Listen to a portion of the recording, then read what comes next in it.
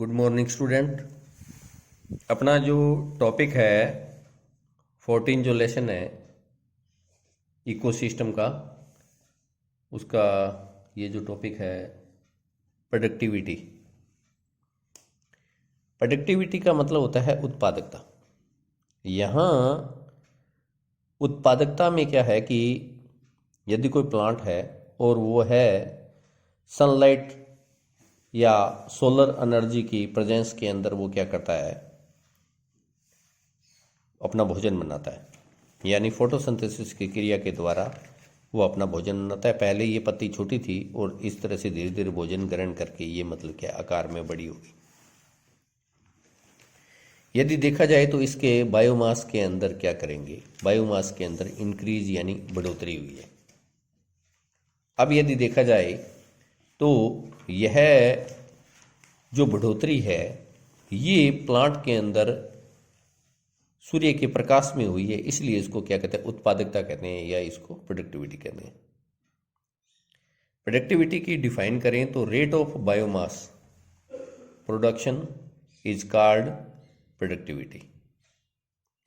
Biomass का जो उत्पादन होना, बनना, तो बायोमास के उत्पादन या बनने की दर को हम क्या कहते हैं, प्रोडक्टिविटी या उत्पादकता कहते हैं। अलग अलग इकोसिस्टम के अंदर प्रोडक्टिविटी अलग अलग होती है, यानी डिफरेंट इकोसिस्टम के अंदर डिफरेंट प्रोडक्टिविटी। जैसे कोई इकोसिस्टम है जहाँ पर अच्छा ह्यूमस है, भूमि अच्छी है, पानी अच्छा है, तो वहाँ पर ज़्यादा पेड़ पौधे ग्रो करेंगे। और जहाँ पर मान लो न्यूट्रिएंट नहीं है, भूमि के अंदर ह्यूमस नहीं अच्छी नहीं है, तो वहाँ पर उपजाऊपन कम होगा। जैसे अपने रेगिस्तान के इलाके में देखें तो कम, और एक वहाँ इलाका है जहाँ पर पेड़ पौधे ज़्यादा है, तो इसका मतलब वहाँ पानी भी अच्छा है, भूमि भी अच्छी है। ये सारा उस प्रोडक्टिविटी पर निर्भर करता है। एक नाम इसमें आता है अपने टॉपिक के अंदर कि जीपीपी, ग्रोस प्राइमरी प्रोडक्टिविटी किसे कहते हैं। जीपीपी क्या होता है कि सूर्य की प्रकाश की उपस्थिति में जब ये पौधा भोजन बनाता है यानी ऑर्गेनिक मैटर बनाता है, इसको rate of production of organic matter या इसको उत्पादकता की दर या कार्बनिक पदार्थ, यानी जो ये है इसके अंदर चाहे स्टार्च बने, चाहे पत्ती के अंदर ग्लूकोज बने, पत्ती के आकार में बढ़ोतरी हो रही है तो इसमें जो भी सेलुलोज बन रहा है और बन रहा है, वो सारा क्या है, ग्रोस प्राइमरी प्रोडक्टिविटी है। यानी जो फोटोसिंथेसिस की क्रिया के द्वारा प्लांट जितना भी इंक्रीज हो रहा है, बढ़ रहा है, वो क्या कहलाएगा, ग्रोस प्राइमरी प्रोडक्टिविटी। अब क्या करेगा पौधा, रेस्पिरेशन करेगा। रेस्पिरेशन के द्वारा क्या करेगा, वो रेस्पिरेशन के द्वारा जितना भी उसमें रेस्पिरेशन के द्वारा क्या होगा, यानी जो लॉस होगा, जो क्या होगा, लॉस होगा, यानी gross primary productivity minus respiration loss is the net primary productivity. यानी रेस्पिरेशन के द्वारा जितना भी लॉस होगा वो क्या कहलाएगा, वो कहलाएगा नेट प्राइमरी प्रोडक्टिविटी।